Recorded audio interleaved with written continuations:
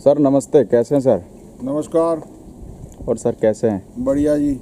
तो क्या चल रहा है अभी कोरोना के माहौल में? घर पे ही होंगे सर अभी तो? कोरोना तो अपनी जगह पे है, हम अपनी जगह पर हैं।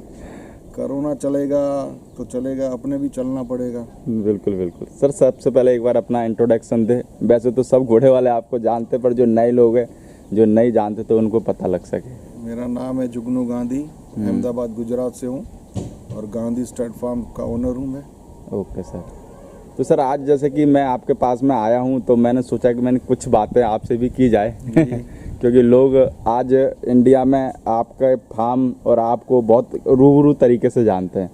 तो आपके फार्म का वीडियो बनाया और आपका वीडियो नहीं बनाया तो मेरे को लगता है वो काम अधूरा रह जाएगा। अरे नहीं। क्योंकि सर देखो आपके पास में जो एक्सपीरियंस है वो लोग जाने तो थोड़ा अच्छा है। तो सर सबसे पहले मैं शुरुआत करूंगा कि आपकी नज़र में मारवाड़ी घोड़ा क्या है, यानी आप क्या समझते हो कि मारवाड़ी घोड़ा किस चीज़ के लिए बना हुआ है? मारवाड़ी घोड़ा सुंदरता के लिए है, उसकी लॉयलिटी के लिए है, उसकी ताकत के लिए है और अपने अंदर एक प्रेम है उसका। मारवाड़ी घोड़े मारवाड़ी घोड़ा बहुत ही प्रेमी घोड़ा है। वो आपको कभी निराश नहीं करता है। आपको जैसे ही उसके साथ जैसा काम करना है वो अपने हिसाब से वो काम करता है। तो सर आपके टाइम पे मारवाड़ी घोड़ा और आज के टाइम पे मारवाड़ी घोड़े में कुछ फर्क दिखता है क्या आपको? काफ़ी फ़र्क है। पहले जो घोड़े की तंदुरुस्ती थी उससे आज ज़्यादा है। लोग काफ़ी ध्यान दे रहे, अच्छा डाइट दे रहे।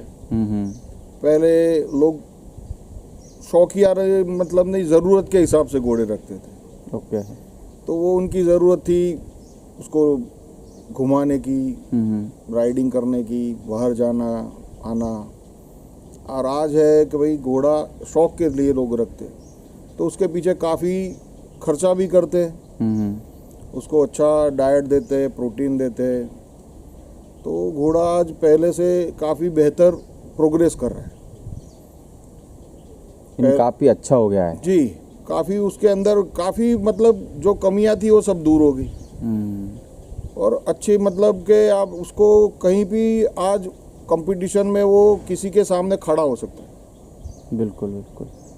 तो सर आपके टाइम पे जैसे कि बात करें हम घोड़े, तो आपके टाइम पे भी क्या घोड़ों को ऐसे ही बांध के रखा जाता था क्या, जैसे आज के टाइम पे रखा जाता है? घोड़े तो क्या है, वो तो घूमने के लिए ही है, उनका काम चलना है। तो पहले भी चलते थे, आज भी चलते हैं। ऐसा तो है नहीं कि वो बांध के रखे हुए हैं। कई जगह पे क्या है, लोग शौकिया जो घोड़े रखते हैं उनके पास टाइम नहीं है। तो उसको मतलब के बांधना तो नहीं कहते, पर उसको खड़ा रखते हैं।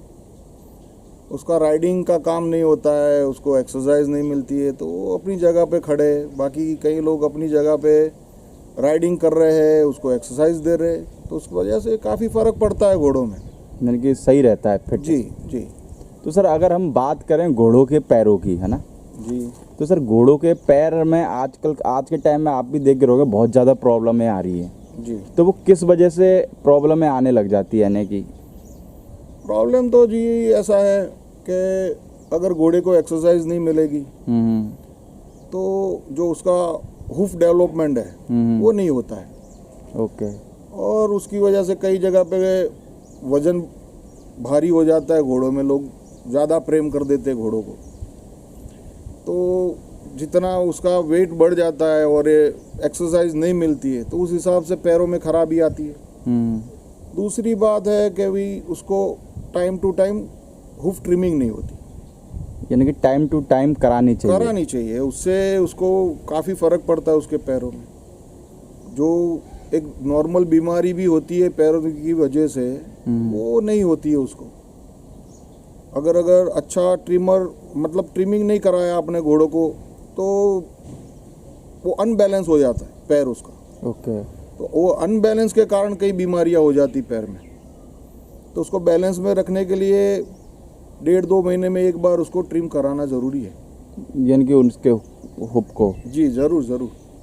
तो सर जैसे कि आजकल ट्रिम भी जो कराए जाते हैं तो हर किसी का अलग अलग अपना तरीका रहता है। तरीका तो क्या है, अब जो ये वो जो ट्रिम करने आते हैं उनका तरीका नहीं चलता है। वो अपना मतलब जो घोड़ा मालिक रहता है वो अपना खुद का तरीका बता देता है कि भाई इसको ऐसे बनाओ आप।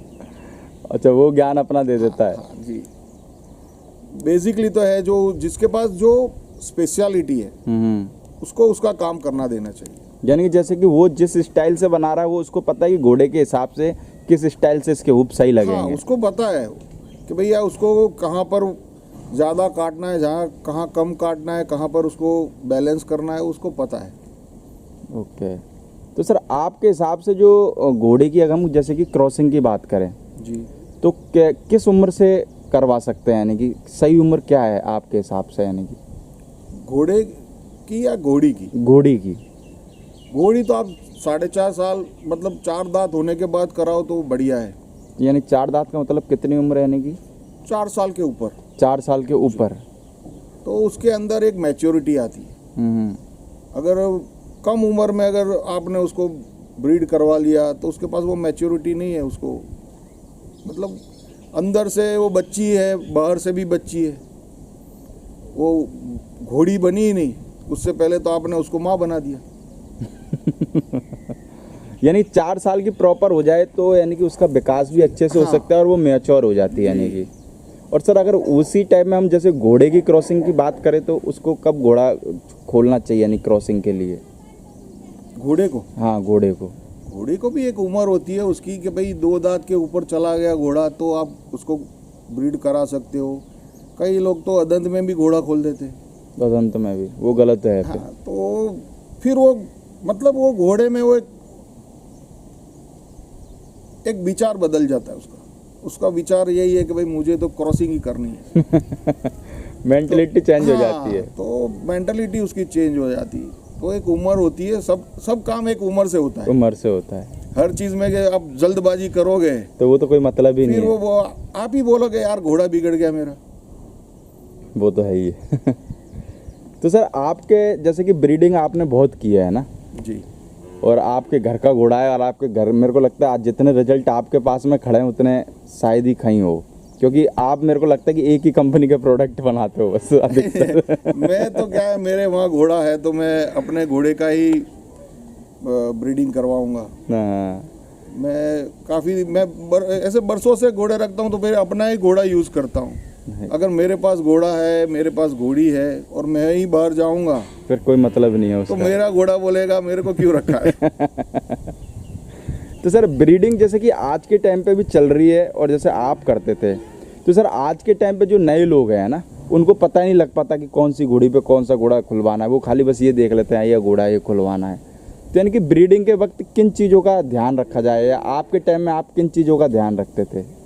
आज तो क्या है भैया के शो में जो घोड़ा जीता उस घोड़े के पीछे सब लग जाते हैं कि भैया यही घोड़ा अपने ब्रीड कराना है।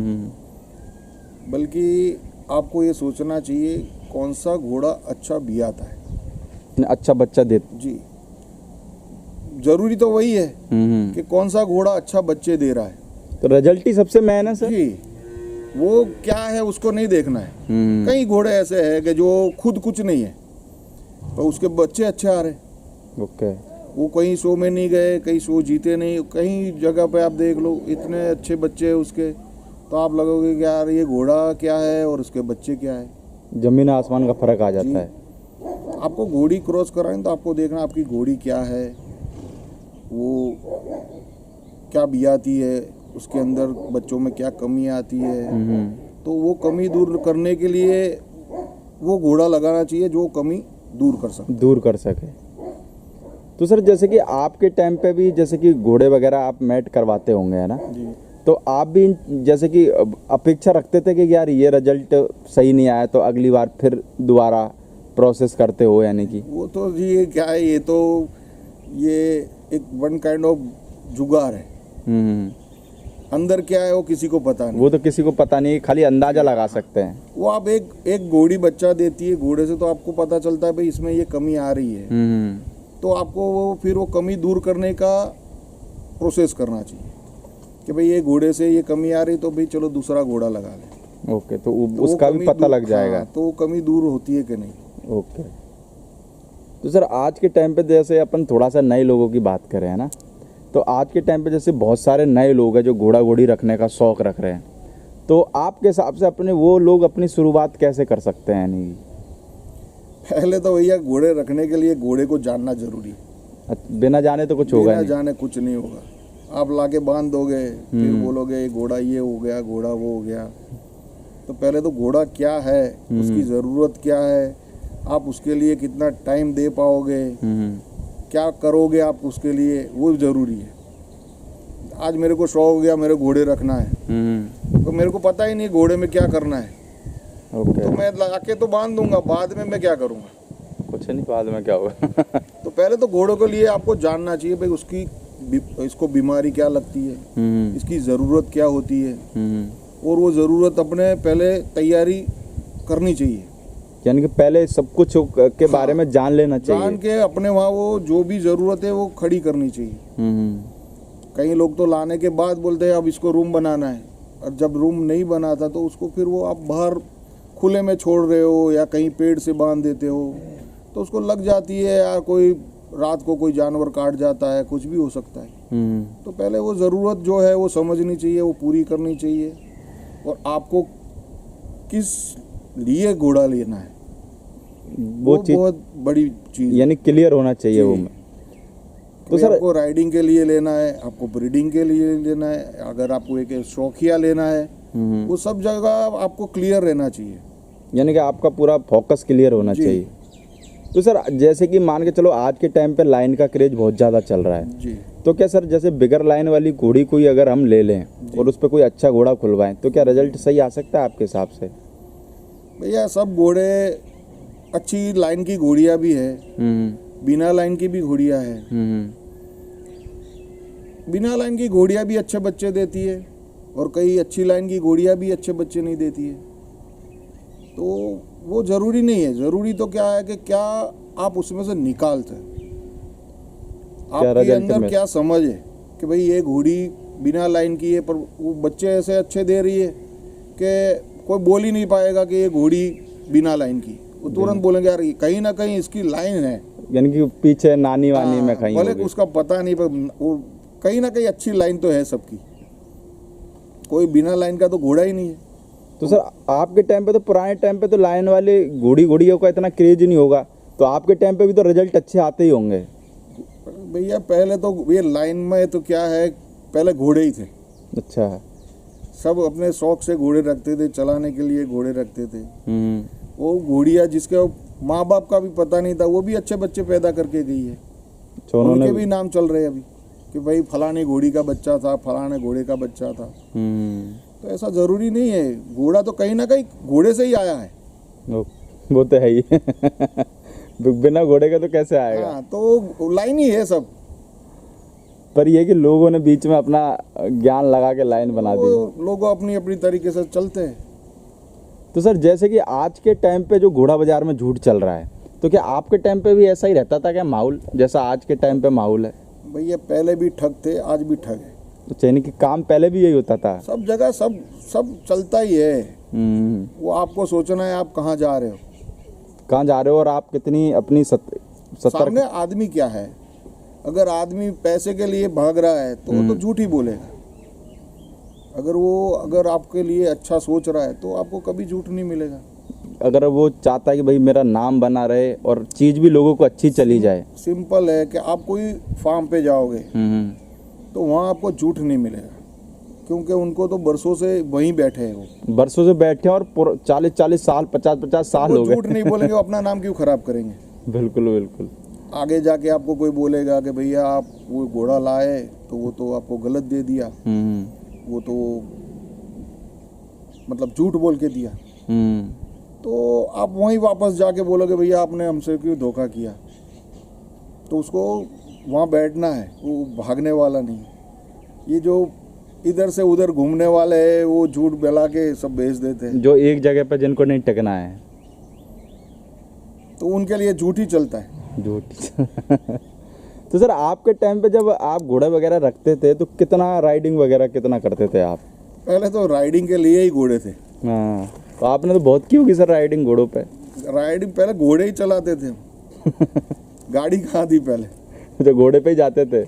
घूमना ही घोड़े पे है। तो हाँ। अगर यहाँ फार्म पे आए तो रास्ता ही नहीं है, तो घोड़े पे ही घूमना है सब जगह पर। तो सर आप कितनी उम्र से घोड़े रख रहे हो? मैं करीब समझ लो आज मेरे को 30 साल हो गए घोड़े रखते रखते। 30 साल।